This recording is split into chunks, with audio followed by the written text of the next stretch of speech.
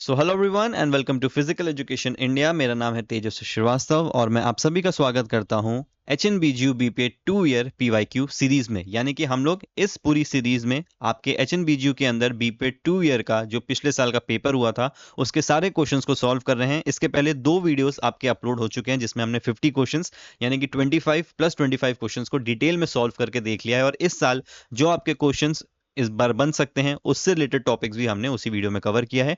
आज इस वीडियो में क्वेश्चन नंबर 51 से लेके 75 तक यानी कि जो नेक्स्ट 25 क्वेश्चन है उसको हम कवर करेंगे। और एक वीडियो आपको और मिलेगा इसके बाद जिसमें आपके लास्ट जो 25 क्वेश्चन है वो आपके आएंगे। तो आपको पता होगा 100 क्वेश्चन आपके पेपर में आते हैं जिनको हम लोग यहाँ पे कंप्लीटली कवर करने वाले हैं, उनके आंसर्स देखने वाले हैं और डिटेल्ड नोट्स भी मैंने आपके लिए बना के रखे हैं जो कि आपको हमारे ऐप में मिल जाएंगे। तो फटाफट मैं आपको बता देता हूँ कि हमारा जो HNBGU BPA 2 ईयर्स का जो कोर्स है जिसको आप आफ्टर ग्रेजुएशन कर सकते हो और ये CUT PG में इंक्लूडेड नहीं है। तो जो कॉलेजेस CUT PG के थ्रू आपको मिलने हैं जैसे BHU हो गया, DU हो गया और भी कॉलेजेस हैं तो उनमें ये काउंट नहीं होता। HNBGU का अपना सेपरेट एग्जाम होता है जो कि अराउंड मई जून के टाइम में होता है, जिसकी इन्फॉर्मेशन हम आपको देंगे जब फॉर्म्स आउट होंगे। तो आप इनके फॉर्म्स भर के इनके सेपरेट एग्जाम्स दे सकते हो।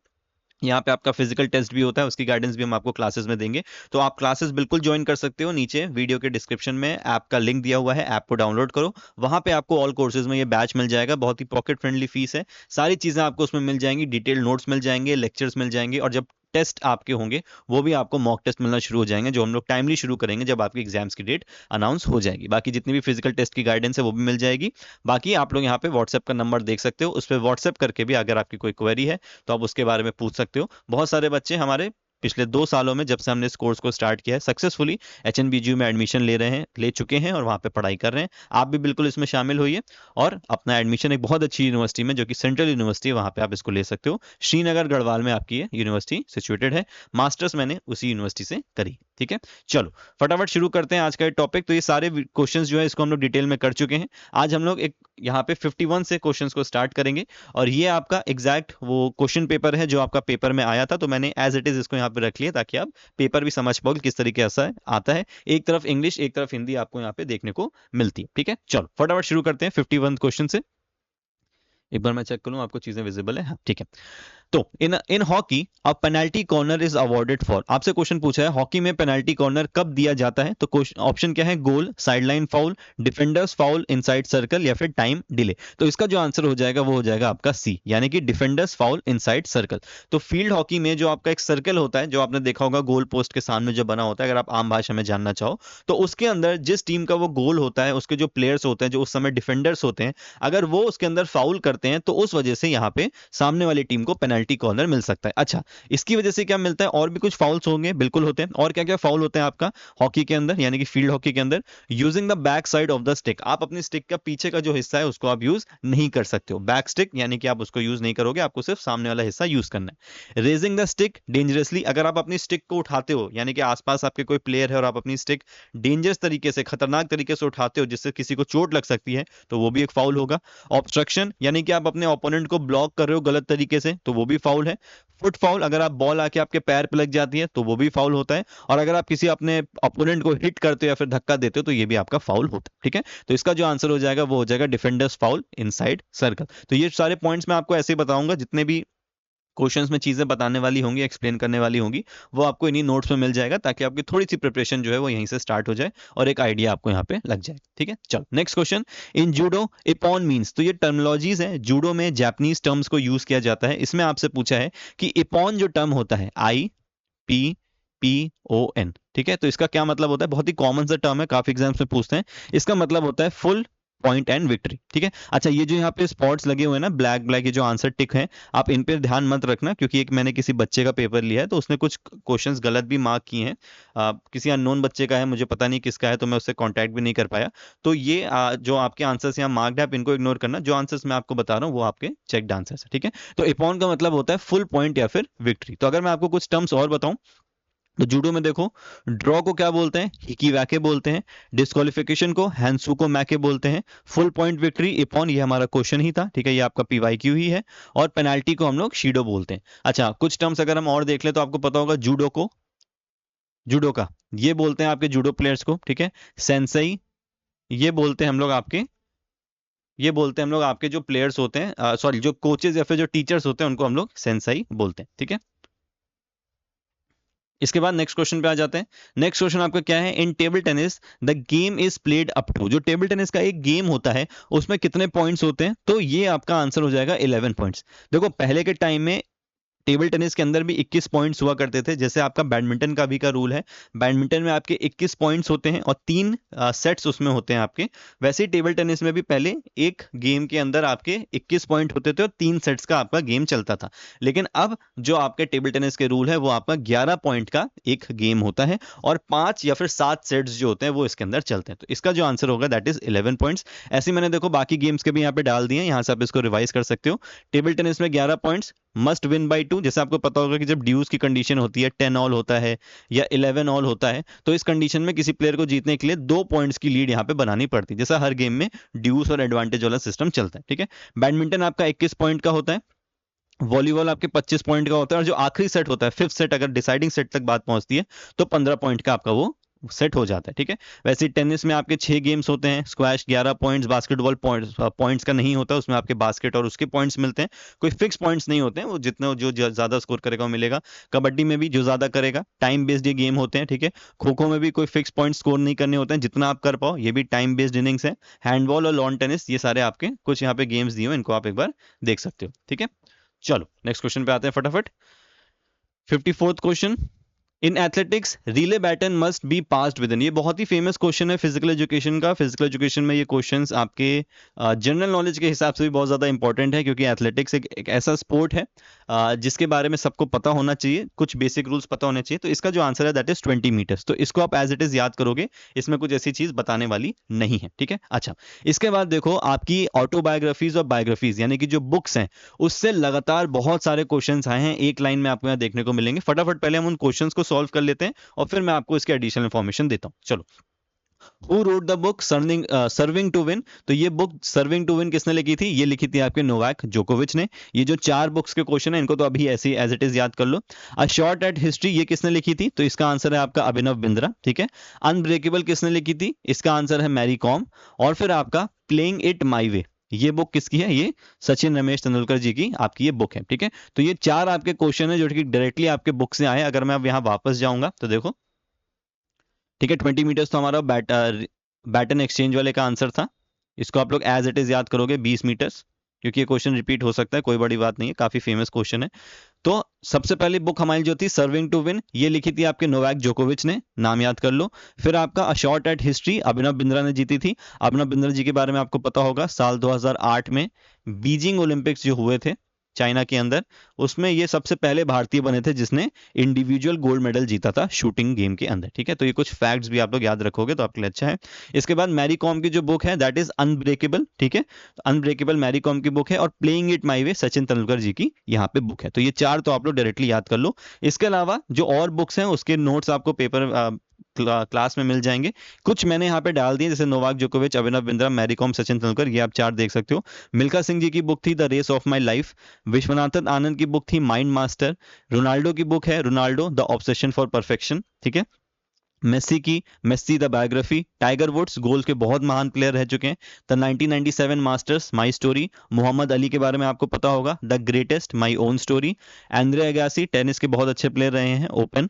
यूसैन बोल्ट जानते हैं आप सब, faster than lightning. Sania Mirza, ace against odds. Yuvraj Singh, the test of my life. इसके अलावा भी बहुत महान महान प्लेयर जैसे अनिल कुंबले हो गए इंडिया के, है ना, और भी बहुत सारे, कपिल देव हो गए, माइकल फेल्प्स हो गए, जो ऐसे बहुत महान महान प्लेयर हैं, उनकी भी जो बुक्स है वो हम लोग आपके जो बैच है उसमें हम डिस्कस करेंगे, वहां पे हम आपको भेजेंगे ताकि आपकी और प्रिपरेशन स्ट्रांग हो जाए, क्योंकि ये क्वेश्चंस डायरेक्टली आपसे पेपर में पूछे जाते हैं। आपको इसमें कोई भी रिसर्च करने की या मेहनत करने की जरूरत नहीं है, सीधे फैक्ट्स को याद करो और पेपर में जाके आंसर कर दो। तो इनमें से कोई भी बुक जो है वो आपके पेपर में आ सकती है। ठीक है, चलो इसके बाद के देखो जो क्वेश्चन है वो भी आपके फैक्चुअल क्वेश्चन है, करंट अफेयर बेस्ड थे आपके 2025 के पेपर के हिसाब से। मैंने आपको इन वीडियोस के शुरू में हर वीडियो में बताया है कि आपको करंट अफेयर्स पढ़ना बहुत ज्यादा जरूरी है। ठीक है, इसीलिए ये जो क्वेश्चन है, जो अभी आप क्वेश्चन देख रहे हो, 2024 के बेस्ड क्वेश्चन है, क्योंकि आपका एग्जाम जब 2025 में हुआ था तो इस समय ये उस समय ट्रेंडिंग टॉपिक्स थे। लेकिन अब आपके पेपर में ये सारे क्वेश्चंस रिपीट नहीं होंगे, लेकिन अभी के जो ट्रेंडिंग टॉपिक्स हैं वो आपको पता होने चाहिए, और उसके बारे में हम लोग क्लासेस में डिस्कस करेंगे। मैं कुछ नोट्स आपको उसके बारे में दूंगा और मैं आपको समझाऊंगा कि कैसे करंट अफेयर्स आपको पढ़ने। ठीक है, चलो। तो इसमें आपका जो क्वेश्चन है, which IIT recently developed an AI system for early landslide detection in Himalayan regions. ठीक है, तो इसका जो आंसर हो जाएगा that is IIT Madras, sorry IIT Mandi. ठीक है, आईआईटी मंडी आपका इसका आंसर हो जाएगा। अच्छा, एक क्वेश्चन ऊपर यहाँ पे रह गया। 59 क्वेश्चन जो है, which Indian state in 2024 declared itself the first AI ready state. तो वो कौन सा स्टेट है, तो वो है आपका तेलंगाना। ठीक है, तो तेलंगाना इसमें आपका स्टेट है जिसने खुद को सबसे पहला एआई रेडी स्टेट बोला है। आर्टिफिशियल इंटेलिजेंस इसकी फुल फॉर्म है। आई होप आप सबको एआई के बारे में पता ही होगा आपके टाइम में। ठीक है, इसके बाद कौन सा IIT recently developed an AI system for early landslide detection. ठीक है, तो ये आपका क्या है, ये है आपका आईआईटी मंडी। ठीक है, भूस्खलन की यहाँ पे बात हो रही है, भूस्खलन कौन जल्दी डिटेक्ट कर सकता है, तो आईआईटी मंडी ने शुरू किया। Which Indian state launched India's first AI school इन 2024। तो ये है केरला। ठीक है, केरला ने शुरू किया। अब इसमें देखो कुछ ज्यादा डिस्कस करने के लिए नहीं है, ये फैक्ट्स हैं, न्यूज थी उस समय की, तो ये डायरेक्टली आपसे पूछी गई थी। और इस बार आपको ऐसी ही न्यूज थोड़ी सी पढ़ के जानी पड़ेंगी। एजुकेशन के सेक्टर में, आईसीटी यानी कि कंप्यूटर एआई के सेक्टर्स में, ये सारी चीजें आपको पता होनी चाहिए। ठीक है, इन 2024 India launch the first indigenous digital vaccine tracker, what is it called. तो इसका नाम है यूविन। ठीक है, तो इसका नाम था आपका यूविन, ये भी एक फैक्ट था। इसके बाद which Indian institution recently build the Bhishma AI model for defence applications. तो ये था आपका आईआईटी कानपुर। ठीक है, तो देखो फैक्चुअल क्वेश्चंस थे, इसमें कुछ ज्यादा समझने को नहीं है, ये एज इट इज आपको याद करने पड़ेंगे। Which country launch the first AI regulated constitution in 2025। कौन सी वो कंट्री थी जिसने कॉन्स्टिट्यूशन लॉन्च किया, तो दैट वाज एस्टोनिया। ठीक है, ये है आपका एस्टोनिया। तो ये आप देख सकते हो 6 क्वेश्चंस लगातार आपके जो जनरल करंट अफेयर्स होते हैं, जिनका स्पोर्ट्स से कोई खास मतलब नहीं है, लेकिन एजुकेशन सेक्टर से मतलब है। और एआई पे देखो कितना ज्यादा फोकस किया गया है, आप देख सकते हो। आर्टिफिशियल इंटेलिजेंस आज के टाइम पे बहुत ज्यादा पॉपुलर हो रहा है, लोगों के बीच में बातचीत होती है। तो 2026 का भी जो पेपर है उसमें भी आपको एआई से रिलेटेड क्वेश्चंस देखने को मिलेंगे। इंडिया के अंदर एआई पे अगर कुछ काम हो रहा होगा तो उसके बारे में जरूर पढ़ना। कोई स्कूल कॉलेजेस एआई फोकस्ड हो रहे होंगे तो उनके बारे में जरूर पढ़ना। ये सारी चीजें आपको पता होनी चाहिए। ठीक है, चलो। Which global sports body introduced gender neutral event starting from 2025। तो वो कौन सा ग्लोबल स्पोर्ट्स बॉडी है जिसने जेंडर न्यूट्रल इवेंट्स जो होते हैं उनको शुरू किया है, तो इसका आंसर है आपका आईओसी, इंटरनेशनल ओलंपिक कमेटी। आपको पता होगा इंटरनेशनल ओलंपिक कमेटी जो होती है, इसका काम होता है कि जो ओलंपिक्स आपके होते हैं उनको ऑर्गेनाइज कराना, उनकी डेट्स को प्लान करना, रूल्स रेगुलेशंस बताना, ये सारा काम आपका आईओसी का होता है, जो कि 1894 में आपकी शुरू हुई थी। ठीक है, 1894 में आपकी आईओसी फॉर्म हुई थी, और इसने फिर अपना सबसे पहले जो गेम्स थे आपके मॉडर्न ओलंपिक्स के, वो 1896 के अंदर कराए थे एथेंस के अंदर। ठीक है, ये कुछ फैक्ट्स हैं आपको पता होने चाहिए। चलो, which Middle Eastern country hosted the 2024 FIFA under 17 World Cup. तो देखो ये क्वेश्चन थोड़ा सा गलत है। 2024 में फीफा अंडर 17 वर्ल्ड कप जो है वो नहीं हुआ था। ठीक है, तो इसका कोई आंसर नहीं है, ये क्वेश्चन ड्रॉप हुआ होगा बिल्कुल पिछले साल। तो लेकिन एडिशनल इंफॉर्मेशन हम क्या ले सकते हैं, 2024 में आपका कोई भी वर्ल्ड कप नहीं हुआ था, लेकिन 2023 के अंदर आपका इंडोनेशिया में वर्ल्ड कप हुआ था, और 2025 में कतर के अंदर ये आपका वर्ल्ड कप हुआ था। ठीक है, तो इतनी इंफॉर्मेशन आपको पता होनी चाहिए कि 2025 वाला इंपॉर्टेंट है आपका, कि ये आपका कतर में ये वर्ल्ड कप हुआ था, अंडर 17 फीफा वर्ल्ड कप। ठीक है, इतना आपको पता होना चाहिए। मेरे ख्याल से यहाँ पे ये 2025 लिखना चाह रहे होंगे, गलती से 2024 आ गया होगा। अगर यहाँ पे 2025 होता तो बिल्कुल क्वेश्चन ठीक था, क्योंकि यहाँ पे कतर ऑप्शन दिया, तो आप इसको टिक कर सकते थे। ठीक है, who was crowned miss World 2024। अब देखो ये कुछ आपके फिर से करंट अफेयर्स के और फैक्चुअल इंफॉर्मेशन क्वेश्चंस आ गए जो आपको पता होने चाहिए, और काफी ज्यादा क्वेश्चंस आपको ऐसे देखने को मिलते हैं पेपर्स में। तो कौन क्राउन्ड हुआ था आपका मिस वर्ल्ड, तो इनका नाम था क्रिस्टीना प्लिस्कोवा, और ये आपकी जेक रिपब्लिक की थी। ठीक है, तो आपका क्रिस्टीना प्लिस्कोवा ये जीती थी 2024 का मिस वर्ल्ड। अब इसके अलावा देखो मैंने कुछ इंफॉर्मेशन यहाँ पे और डाल दी है जो आपके एग्जाम के पॉइंट ऑफ व्यू से इंपॉर्टेंट है। ये क्वेश्चन तो 2024 का आया था, अब हम 2026 में पेपर दे रहे हैं, तो हमारे लिए 2025 के जो फैक्ट्स हैं और जो न्यूज़ है वो इंपॉर्टेंट है। तो जो 2025 में मिस वर्ल्ड बनी है उनका नाम है सुचाता चुंगसी, जो कि थाईलैंड की रहने वाली है। ठीक है, तो ये आपको पता होना चाहिए। 2024 वाला क्वेश्चन तो अब रिपीट नहीं होगा। अगर मिस वर्ल्ड का क्वेश्चन इस बार फिर से आता है तो 2025 का आपसे पूछी जाएंगी विनर कौन है, तो वो है सुचाता चुंगसी, जो कि थाईलैंड में आपका रहती हैं। ठीक है। इसके बाद देखो, अगर कुछ इंडियन के नाम आप जानना चाहो कि कुछ इंडियन जो मिस वर्ल्ड बनी है वो कौन है, तो देखो अभी रिसेंटली जो आपकी बनी है दैट इज मनुषी चिल्लर 2017 के अंदर। ये कुछ बस एडिशनल इंफॉर्मेशन है, अगर आप इनको दिमाग में रखोगे और अगर क्वेश्चन आ जाता है तो आपको पता होना चाहिए। ठीक है, तो मनुषी चिल्लर 2017 में, प्रियंका चोपड़ा साल 2000 में, युक्ता 1999 में, डियाना हिडन 1997 में, ऐश्वर्या राय 1994 और रायता फेरिया 1966 में। ये कुछ आपके मिस वर्ल्ड है जो कि इंडिया से बने हैं। तो मनुषी चिल्लर ये इंपॉर्टेंट हो सकता है क्योंकि ये रिसेंट है, 2017 में बनी है ये। ठीक है, प्रियंका चोपड़ा को सब जानते हैं, वर्ल्ड वाइड स्टार बन चुकी है इस समय, तो 2000 पता होना चाहिए। और ऐश्वर्या राय का भी नाम काफी जानते हैं, तो इनका भी क्वेश्चन जो है वो बन सकता है। ठीक है, तो ये दो तीन नाम ये, और 2025 मिस वर्ल्ड की विनर ये आपको पता होना चाहिए। ठीक है, 2024 में मिस्टर वर्ल्ड कौन बने थे, तो डैनियल मेजा बने थे, पोर्टो रिको के ये थे। ठीक है, 2024 का क्वेश्चन आया था, 2024 का मैंने यहाँ पे भी डाल दिया, आप इसको देख लेना। इंडिया का मिस्टर वर्ल्ड जब बने थे तो वो 2016 में बने थे, रोहित खंडेलवाल। ठीक है, तो इंडिया के जो मिस्टर वर्ल्ड बने थे वो 2016 में बने थे लास्ट, जिनका नाम था रोहित खंडेलवाल। मिस यूनिवर्स कौन बनी है रिसेंटली, फातिमा बॉश। ठीक है, अब क्योंकि यहाँ पे देखो मिस वर्ल्ड का क्वेश्चन पूछा गया है तो मिस यूनिवर्स भी आपसे पूछा जा सकता है, तो मिस यूनिवर्स जो बनी है दैट इज फातिमा बॉश। अच्छा, आपका एक होमवर्क क्वेश्चन है कि सुष्मिता सेन किस साल में आपका मिस यूनिवर्स बनी थी। सुष्मिता सेन का नाम आपने जरूर सुना होगा, इंडियन एक्ट्रेस है, बॉलीवुड एक्ट्रेस है। ये किस साल मिस यूनिवर्स बनी थी, ये आपको कमेंट सेक्शन में होमवर्क की तरह लिखना है। ठीक है, चल आते हैं हम लोग कुछ नेक्स्ट क्वेश्चन पे। Which country hosted the Miss World 2024 pageant, तो इसका आंसर है आपका इंडिया, मुंबई। ठीक है, मुंबई के अंदर ये आपका ऑर्गेनाइज हुआ था। ये क्वेश्चन इसलिए इंपॉर्टेंट है, अब देखो आपसे कहीं दुनिया में कहीं पे भी अगर 2024 का मिस वर्ल्ड ऑर्गेनाइज होगा तो आपसे नहीं पूछा जाएगा क्योंकि वो आपकी इंडिया के पॉइंट ऑफ व्यू से इंपॉर्टेंट न्यूज नहीं है। लेकिन क्योंकि ये आपका मुंबई में ऑर्गेनाइज हुआ था 2024 वाला, इसीलिए देखो ये क्वेश्चन इंपॉर्टेंट हो जाता है। और आप देखो दो दो क्वेश्चन एक ही मिस वर्ल्ड से आपके यहाँ पे पूछे गए, एक कहाँ पे हुआ था और एक कौन उसकी विनर थी। तो इस तरीके से आपके क्वेश्चन जो है वो बिल्डअप होते हैं, इसलिए हमें टॉपिक्स को पढ़ना बहुत ज्यादा जरूरी है। ठीक है, चल who one the Wimbledon 2024 main singles title, इसको हम लोग डिस्कस कर चुके हैं। ठीक है, बहुत बार हमने इस वीडियो में भी किया और क्लासेस में भी मैं आपको डिटेल में पढ़ा चुका हूँ सारे टॉपिक्स, तो ये आपको पता होगा। इसका जो आंसर है दैट इज कार्लोस अल्करेज। ठीक है, अब मैं आपको दोबारा से बता नहीं रहा हूँ कि कौन कौन किस गेम में जीते थे, मतलब Wimbledon, US open, Australian open कौन कौन कब जीता था, क्योंकि हम इसको कर चुके हैं डिस्कस। तो आप लोग पुराने वीडियोज में इसको देख सकते हो या फिर लेक्चर्स में भी, बैच में भी आपको मिल जाए। ठीक है, इसके बाद सिंपल सा question, Ryder cup is related to which sport, तो ये आपका गोल्फ से रिलेटेड है, फैक्चुअल क्वेश्चन है। ये भी जो पूरे नोट्स है आपको हैं, ये आपका एक टॉपिक है, गेम्स एंड टूर्नामेंट्स,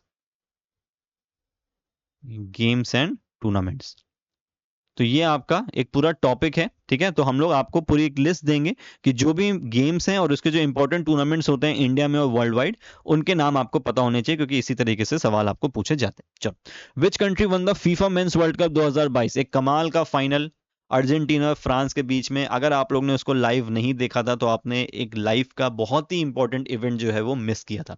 जैसे मैं एक एग्जांपल और देता हूं, जो विराट कोहली का ऑस्ट्रेलिया में जो शॉट था, जो सामने उन्होंने एक शॉट मारा था बैकफुट पे जाके पाकिस्तान के अगेंस्ट, जब इंडिया चेस कर रही थी, तो अगर आपने वो शॉट लाइव नहीं देखा था और उसको फील नहीं किया था तो आपने कोई चीज मिस करी थी। उसी तरीके से अगर आपने इस फाइनल को बैठ के नहीं देखा था, पहले मिनट से लेके आखिरी पेनल्टी शूट तक, तो आपने बहुत इंपॉर्टेंट चीज मिस करी है अपनी लाइफ की। तो अगर अभी तक भी नहीं देखा है ना, तो हाईलाइट जरूर देख लेना इस मैच की। तो इसका जो आंसर है दैट इज अर्जेंटीना। ठीक है, अर्जेंटीना ने फाइनल जीता था फ्रांस को हरा के। कुछ इंफॉर्मेशन फटाफट और ले लेते हैं। तो आपका अर्जेंटीना जीती थी, इन्होंने फ्रांस को। जो मेन आपका 90 मिनट जो होता है उसमें 3-3 स्कोर था, सॉरी 2-2 था। देन एक्स्ट्रा टाइम में एक एक गोल और हुए थे, और फिर जब ये ड्रॉ हुआ तो फिर आगे आपका पेनल्टी शूटआउट्स हुए थे जिसमें अर्जेंटीना ने 4-2 से फ्रांस को हराया था। और कतर में आपका ये फीफा वर्ल्ड कप हुआ था। तो अगर क्वेश्चन बनता है कि भाई फीफा वर्ल्ड कप आपका 2022 वाला कहाँ हुआ था, तो आपका कतर में हुआ था। अच्छा, 2018 में कौन जीता था, फ्रांस जीती थी, और ये आपका रशिया में हुआ था। 2026 जो अपकमिंग आपका इवेंट, अब देखो ये आपके करंट अफेयर्स के पॉइंट ऑफ व्यू से बहुत इंपॉर्टेंट है। अभी आपका जून से आपका ये जो वर्ल्ड कप है, फीफा वर्ल्ड कप शुरू होना है, और ये कहां होने वाला है, ये क्वेश्चन आपका पेपर में बन सकता है। तो ये होने वाला है कनाडा, मैक्सिको और यूएसए, तीनों कंट्रीज मिलकर इसको होस्ट कर रही हैं। तो कनाडा, मैक्सिको, यूएसए, तीनों इसके आंसर यहां पे होंगे।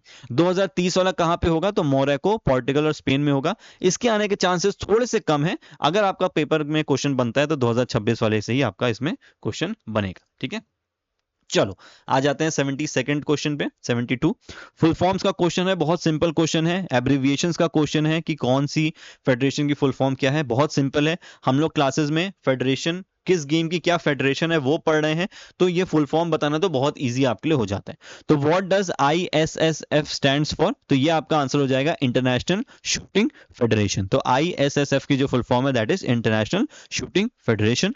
What does AIFF stand for, तो इसका आपका आंसर हो जाएगा ऑल इंडिया फुटबॉल फेडरेशन, ठीक है।